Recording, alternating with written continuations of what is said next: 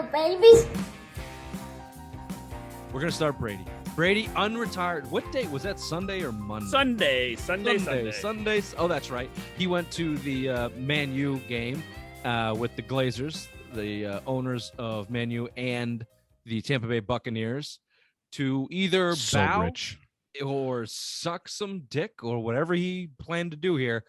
Confirmed Tom Brady sucks at power moves. Because let me explain to you what happened here, Ray, Bill, in the Tom Brady saga.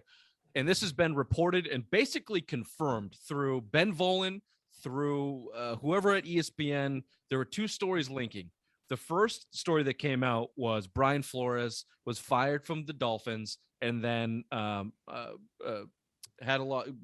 did the lawsuit against the NFL, filed a lawsuit against the NFL. And then a month or so later, after Brady retires, a week or so later, it's found out that, Brady wanted to go to Miami. Brady was actually making inroads to go play for Miami and potentially get some points in the team and become a little bit of it within that ownership. Him and Giselle bought a mansion in Miami.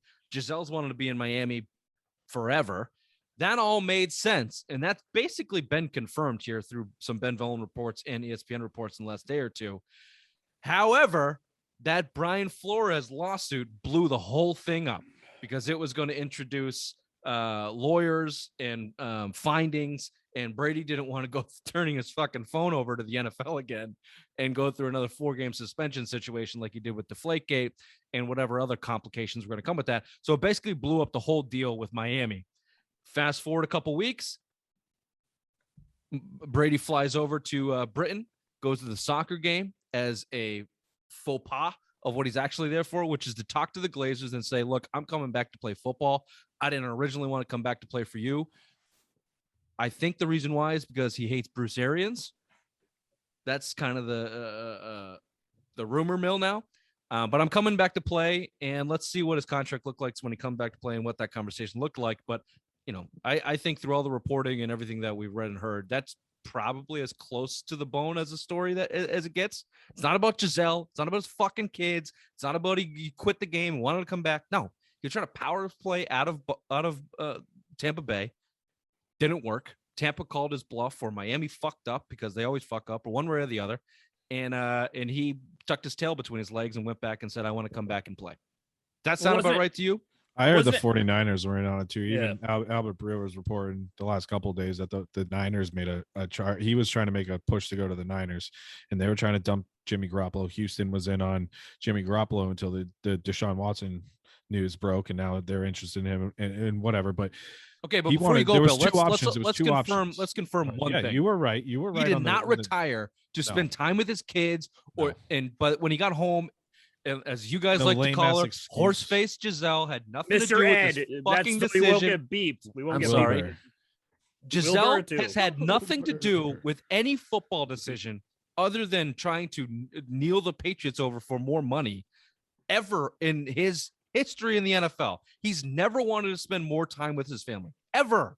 That can no longer be used as an excuse. So, Bill, if you want to bring Shanahan and the 49ers in and all the other wheels that were in motion, I'm with you. I think there was a lot of things spinning, but it all was predicated on Brady holding his ground in quote unquote retirement and the Bucs being okay to move on from him. And as it turns out, the Bucs were not okay to move on, and they just said, "No, you're signed here. You're fucking playing here." Unless it was a power move to get what he wanted in Tampa. Maybe he gets more power in Tampa. Maybe you hear the first phone call he made and what was their center was like, hey, I'm back. And he signed a below market deal. I think he signed for 3 for $30, where he was projected to get 13 to 15 on the market. That's what the Brady pull is. And I think maybe he's calling guys like Russell Gage come over from Atlanta on a 3 for $30 deal to give him another fucking wide receiver. Like Chris Godwin, you got Chris Godwin back. I mean, all the moves. I mean, maybe that's what they wanted. It just seems like they're make moves to make Brady happy. I mean, I think all the options were there. The Miami one seems pretty close to what happened. And then I think the 49ers one was real too. I think he wanted to finish his last year playing with the 49ers. He did not want to go through a rebuild, but I heard something interesting on the way home. It was like, if you look at the way Tampa built all their contracts, they built the contracts to a lot of that dead money and dumb years kick in at 2023. So they have that small little 3-year window with Brady, he signed the extension. Basically, that they expect to win this year, and I mean, on paper, they're looking pretty good. They haven't really lost a whole ton of guys. A couple guys here, a couple guys there. They just traded for Shaq Mason, another guy that's protect Brady. I mean, he's a below, They under the should radar win type that of guy. But division by yeah, 2 or 3 games. that's division. Unless Watson Easily. ends up, I mean, Deshaun Watson is rumored to all 3 of the NFC South teams at this point. Dude, they're saying Atlanta looks legitly real. And all if right, they we'll talk trade about Matt that. Ryan- We'll talk about that on Tuesday. But I want to stick with the Brady stuff right now. Unless Deshaun Watson gets there, and even if he does, the Bucs are primed to win that division by 2 or 3 games, line themselves up, for a number 1 seed based on their schedule, and for Brady to walk back into the Super Bowl. But Ray, how much credence do you give towards the reason Brady wanting out of there because of Bruce Arians and him belittling and undermining Byron Leftwich and Brady's game plan, which Bruce Arians has denied outright at the combine a couple weeks ago? I'll just give you my opinion real quick and let you go. Bad fucking sign for Brady. That's two coaches that you've scorned in 3 years because you wanted more power. And now that you don't like playing for him, so you want to move on. That doesn't scream very well, doesn't say very good things about the player in that situation. Or is it Bruce Arians should just shut the fuck up because he's been nobody basically in the NFL unless he's had Peyton Manning or Tom Brady, and just let Brady run you to a Super Bowl? Your opinion, Raymond? Or is it more credit to Bill Belichick being able to cover that up for 18 plus years of, the no drama, and just taking Brady's ego and keeping it in-house and not letting it explode until the final couple of years where it got out of hand. And then Brady goes to Tampa Bay, and 2 years later, fucking Bruce Arians and him are already having it out. It's all out. It's like everyone knows that they hate each other. It's not a secret. Bruce Arians is like, Brady didn't design this football team. It was me, me, me. And Brady's like, oh, fuck you. It was me, me, me. It's a big fucking dick measuring contest between the two of these guys. And Bruce Arians is 100% right. Half that team, 90% of that team was built before Brady got there. Brady was the missing piece. They had Sue. They had fucking Barrett. They drafted White. They had a great defense. They had a great defense. They had there. 2 wide receivers. Scotty Miller was there. Godwin, Evans. I mean, Cameron Brate. He got, Gronk and Brady. And then they convinced him to sign Antonio Brown only because Evans and Chris Godwin. Yeah, but let's be honest. Get honest. out of here. Brady won that Super Bowl. Oh, I mean, yeah, he did. Yeah. The team was built before. I mean, they were the year before their quarterback threw 30 interceptions. So just 30 touchdowns. Just on the field, he got them 3 or 4 more wins. And then when they got to the playoffs to go 3 games on the road, beat Aaron Rodgers in Green Bay, none of that's happening without Brady. So, no, but I'm saying as far as you're right. I mean, team, what Ray's talking about in terms of beating that team, there was a conflict between Bruce Arians. Brady didn't say anything about this. Bruce Arians was asked the question about the offense and how much Tom has brought to that offense. It was actually a shot at Bill Belichick. Bruce Arians gave a shot and said, the Patriots have actually been stealing from our offense for a number of years. So, Tom's not bringing a whole lot different. We're just tweaking things, blah, blah, blah. Yeah, you're right, Ray. The egos are just out of control, insanely ridiculous. Insufferable. Yeah. And it leads me to my last question about this Brady thing. And don't go too overboard because I know that we're sensitive to it. And let's be honest with ourselves. We're sensitive to the Brady thing because he left, and it's still as raw as possible because he won a Super Bowl. But how does this affect his legacy? Try and bump this out 7 to 10 years. Does this and it'll depend on how he handles it moving forward for sure. But does this retirement ordeal, this Bret Favre-esque retirement ordeal, start to affect Brady's legacy as fucking incredible as it is, as the greatest NFL player ever is what he is now? Are people going to say, yeah, but at the end he turned into a dick? Or is it going to get washed away by his greatness? Bill? Washed away. Greatness talks. But the only thing I think the real true Tom Brady haters start with the Deflategate and the cheating, Spygate, Deflategate, fucking what's the first one that was Tuck Rule? I mean, that's the stuff they're going to bring up before they think about him being a dick in the end. They don't see his true dickness because they're on the outside looking in. Does that make sense?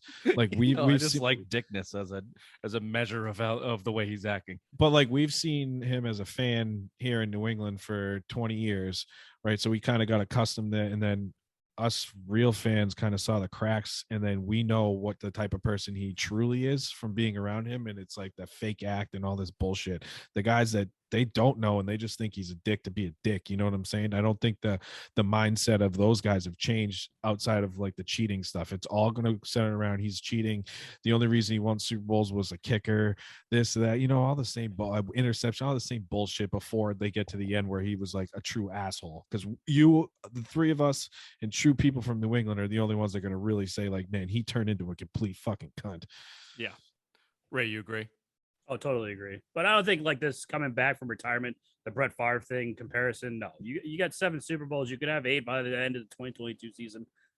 That's gonna trump anything that comes out about this guy. It could have been the league too. I mean, you know, some story probably came out and he was probably, it just seems like it bought him more time. He's like, okay, I'm retired. He's staying in shape, but he's like, you know what, maybe I'm really, and then he came back. So I'll just say this about Brady. If he just would, if he would just, he'll never do this, but just open it up and be honest, like, and just be real about it.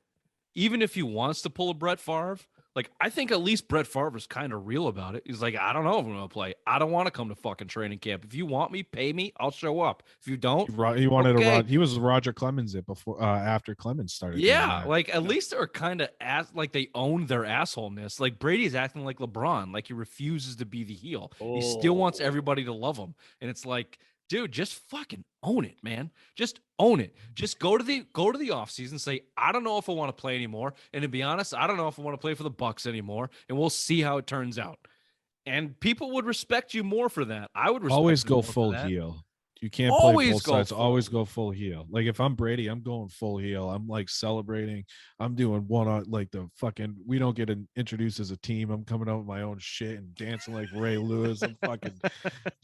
I just think it'll depend on how he handles this in the next off season. If he announces retirement, you don't get the show ponies, dude. You get a bye-bye. Thanks for coming. You got all the fucking accolades this year. If you play another year, like we'll see. But yeah, I don't know. I know in the grand scheme of things, you guys are right. The greatness will trump it all. No one will really talk about it. But Bill, you're right. Like the ones that paid attention were like, yeah, but towards the end, that guy turned into a dink. Like he turned into a fucking dink. Let's be honest. And honestly, it'll be hard to find you know, if you ask 100 people, you may get what, 20, 30, and those are the true like non. Oh yeah, from New England, you know what I'm saying? Like from Boston, you might get like, but nationwide, you're talking under 1%. Like that's not going to be the story. Like no guys that fans that are around here, I think even 20, 30, that's real high. Like we're probably like a 5% group that would shit on Brady. I mean, we've been talking about this going back to Philly. At least that he was turning into a complete dick. And people forget how bad they sucked at the back end of his last year. They most sucked. Miserable 8-0 quarterback of all time. Not only did they stink, they sucked. Okay, well, Brady's back. I will say this: the league's better with Brady. It is better. I'm glad he's back. At least we can watch it. It's definitely better. It's more fireworks. He's fucking good. Which lost in all of the drama is he's still so good.